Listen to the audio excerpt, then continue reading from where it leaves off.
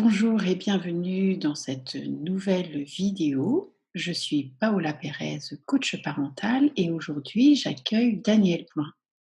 Daniel Blouin est auteur, conférencier, entrepreneur dans plein de domaines et aujourd'hui il nous donne les clés, les signes qui nous permettent de savoir si nous sommes dans notre voie.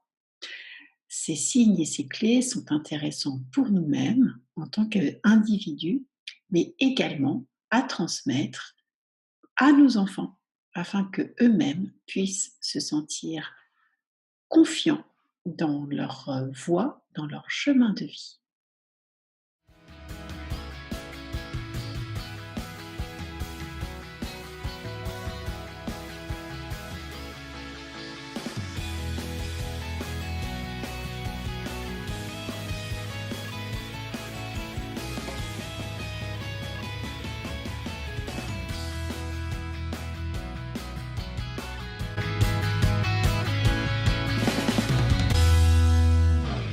Merci Daniel de consacrer du temps justement pour juste cette entrevue avec moi. Je suis vraiment enchantée et honorée de t'avoir aujourd'hui.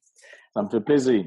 Nous nous étions rencontrés au printemps dernier sur Paris. Oui, exact. Et j'avais eu le privilège de pouvoir déjà d'une part t'entendre sur scène et puis de pouvoir discuter avec toi un petit peu autour de ce thème-là qui me semble tellement important, qui est de savoir quand est-ce que c'est comment dire, quand est-ce que on sent qu'on est sur la voie, sur notre voie. Exact, je comprends. Et le livre, justement, tu en as écrit 2, mais Oui. j'ai celui-là, le premier. Ça, c'est le deuxième. Ouais, voilà. Toi, Ça, t'as c'est sorti. Moi, Et j'ai toi, entré. C'est la suite, c'est le tome 2. et donc, voilà, j'avais à cœur de te faire venir sur la chaîne dédiée à la parentalité, parce que je trouve que c'est tellement important justement d'avoir ces clés-là. Donc, moi, j'ai lu, comme je te le disais, je l'ai lu vraiment avec un grand, grand plaisir. Et c'était chouette de pouvoir voir à travers ce livre tout ton parcours et justement toutes les fois où tu t'es sortie de zone de confort. Et donc, est-ce que tu peux justement dire aux internautes, aux parents qui nous regardent, qu'est-ce que tu as pu, comment dire, quelles sont les clés en fait pour savoir quand, quand est-ce qu'on est dans sa voie et si c'est OK pour nous, quoi. Je comprends. Ben, écoute, la première façon de savoir si tu marches vers la bonne place, c'est si, moi, ce que j'appelle mes bulles, là, ça vient d'en dedans. C'est du ressenti. C'est jamais du cérébral, premièrement. Ce n'est jamais du cérébral, du rationnel, et surtout pas du raisonnable. Toujours du ressenti. Et à chaque fois que tu mets le doigt sur la bonne voie, ça crée automatiquement beaucoup d'enthousiasme. Beaucoup. Mais automatiquement, dès que tu as l'enthousiasme, que tu vois la voie et tu te dis waouh, s'il fallait que je fasse ça, que je marche vers là et que je réussisse ça, ça serait fou, ça serait incroyable, ce serait fantastique, ce serait merveilleux. Ce serait tellement beau que souvent, nous, parce qu'on ne comprend rien, on se dit que ce serait trop beau pour être vrai. Mais à chaque fois qu'on sent ça, parce qu'on le sent, souvent on ne comprend rien, parce que ça a de l'air, ça nous paraît fou. C'est souvent ça qu'on entend, ça me paraît fou. C'est fou ce que je viens de penser. Ça, c'est comme le classique. Et, mais en même temps, on a peur. On a très peur. C'est très inconfortable, c'est très stressant, c'est très angoissant de marcher vers là. Et souvent, on fait l'erreur de penser, parce que c'est difficile, stressant, angoissant, qu'il ne faut pas faire ça. Non, ça vient automatiquement avec l'enthousiasme.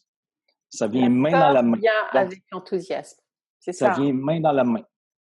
T'es emballé, t'es excité, t'es allumé, mais en même temps, t'as très peur. Mais c'est directement proportionnel par en arrière. On veut avancer un peu, on a peur un peu, on va avancer beaucoup, on a peur beaucoup. Donc, et ce n'est surtout pas un message de la vie. Ceux qui voient des messages partout, non, c'est le cerveau qui on est fait comme ça. C'est l'inconnu. On a peur. La peur, ce n'est pas un message de la vie. Non. Parce que souvent, on se dit, OK, ben c'est quoi? Qu'est-ce que tu sens? Hein? Mmh. Qu'est-ce que tu sens? Bon, ben moi, je sens que j'ai peur. Ben écoute, ce que je disais, là, ce n'est pas un message de la vie. Ça vient directement proportionnel par en arrière. C'est ça. Ce n'est pas un message, donc il ne faut pas écouter la peur. La peur vient automatiquement de toute façon. Et le courage, ce n'est pas l'absence de peur, c'est d'avoir très peur et de marcher quand même vers ce qu'on sent qu'on doit faire. Parce que c'est sûr que ça va être stressant, difficile, angoissant. Et c'est de l'inconnu. À chaque fois qu'on marche vers quelque chose, c'est de l'inconnu. Et ça nous stresse. Et la preuve que la peur ne protège de rien, c'est que l'humain a beaucoup plus peur d'aborder un inconnu dans un lieu public que de texter au volant d'une voiture, de faire des textos au volant d'une voiture. On a beaucoup plus peur d'aborder un inconnu dans un lieu public. Parce que ça, c'est stressant. Ça. On ne sait pas comment l'inconnu va réagir. Mais texter, même si on peut mourir, ça, on sait ce qu'on texte. Non, mais c'est con comme ça. On est con comme ça. Mais c'est vrai. C'est ça. Donc, la peur ne protège pas de rien. C'est juste parce que c'est de l'inconnu. Ça nous stresse donc bien beaucoup. Mmh. Donc, ça, c'est un truc parmi tant d'autres. Donc, il faut juste savoir ça. Quand tu le sais, et là que tu as une nouvelle bulle, une nouvelle inspiration, un nouvel enthousiasme, ben juste de savoir que tu vas avoir peur automatiquement. Ça va être normal. C'est pas la vie qui envoie un message. Il faut que tu le fasses. Et plus tu vas marcher vers ce que tu es supposé faire dans la bonne voie, ben, les peurs et les doutes vont se dissiper petit à petit, vont s'évaporer. Et d'habitude, on se rend compte qu'on n'est pas en train de mourir, parce qu'on pense qu'on va Ouais. mourir, tellement c'est grave. Ce n'est jamais si grave que ça. On exagère toujours. Et on réalise qu'on n'est pas en train de mourir. Et au contraire, que c'était exactement ça qu'il fallait faire, parce qu'on voit ce que ça donne après.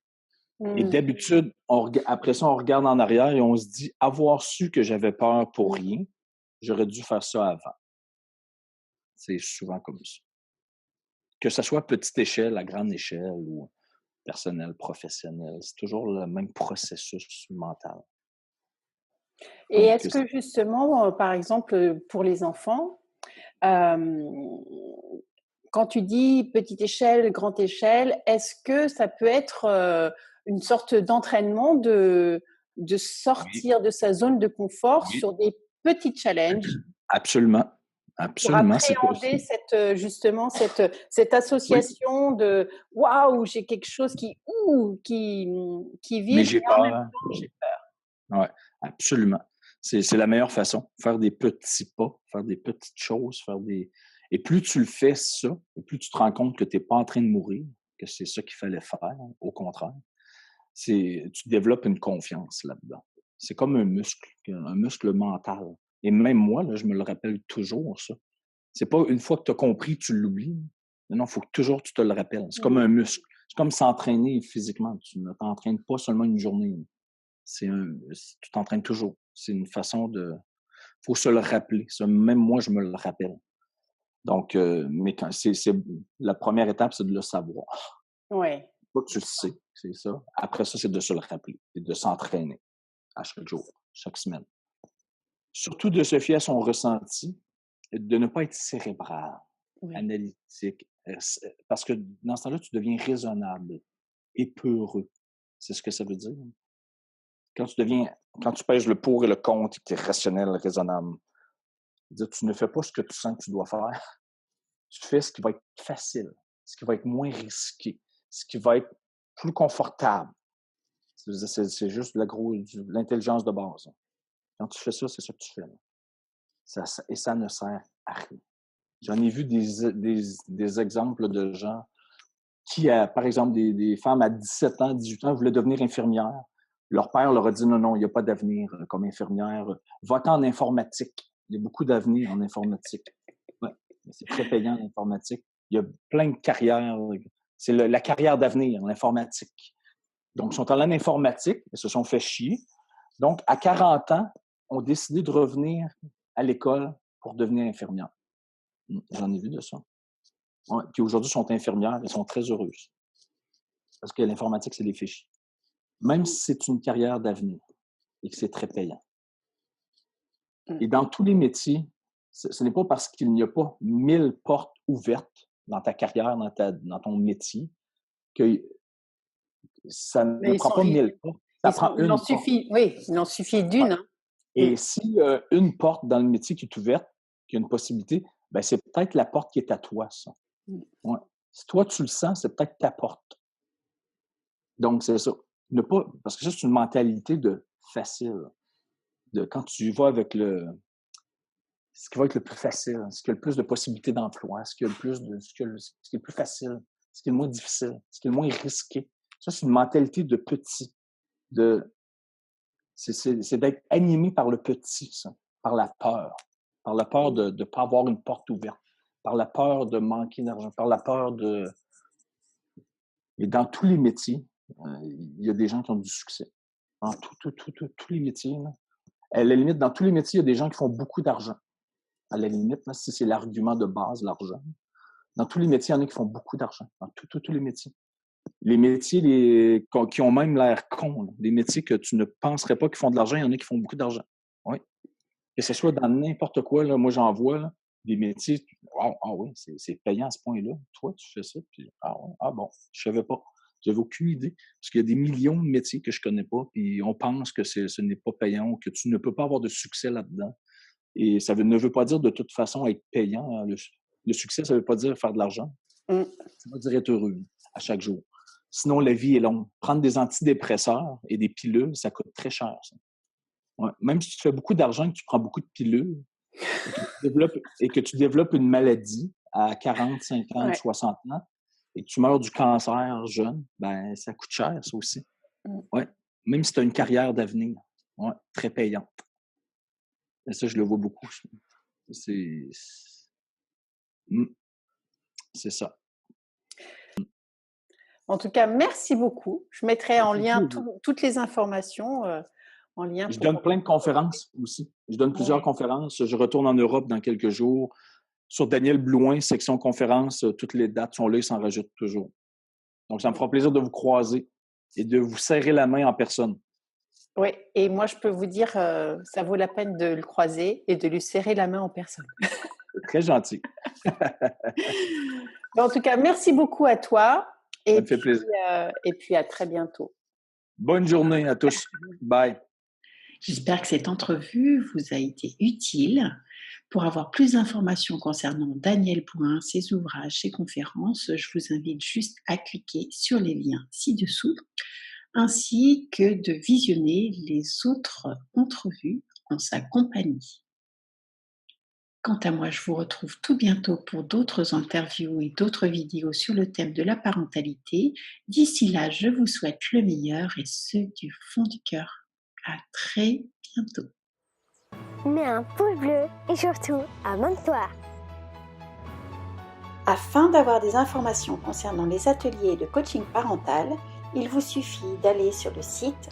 Je serai ravie et honorée de vous accompagner afin que vous soyez pleinement le parent que vous voulez être.